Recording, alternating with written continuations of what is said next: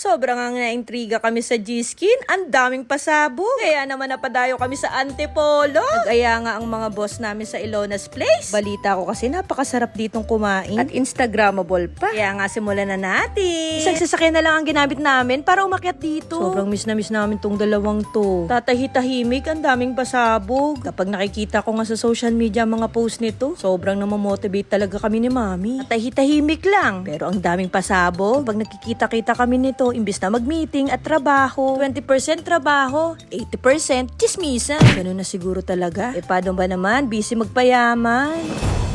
Maiba nga pala tayo. Kung mapadayo nga kayo dito sa Antipolo, isama nyo na lang sa bucket list nyo tong Ilonas. Sobrang ganda dito.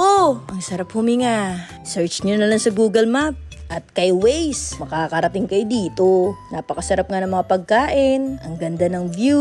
Perfect nga pagkapunta namin dito kasi walang tao. Kapag trabaho kami ng todo. Alam nyo, pag kinasal ako, gusto ko dito. Pero matagal na panahon pa yan kasi pag-iipunan muna. Kakayod ng kakayod para matupad ang pangarap. Montage muna natin.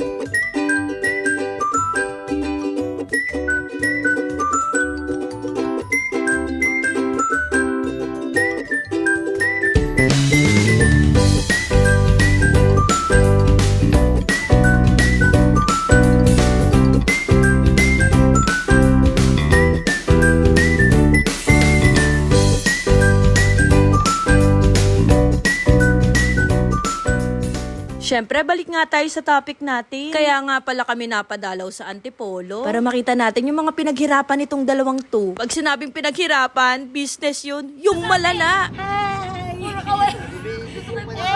Pupunta naman tayo sa isa sa mga business nila. Sabog to kasi 2-story and 3 units na to. Sobrang saya talaga namin. Dito, budget natin dito. Ito, medyo masakit na sa bulsa. Kaya nga nagla-live na kahit hindi pa pwede.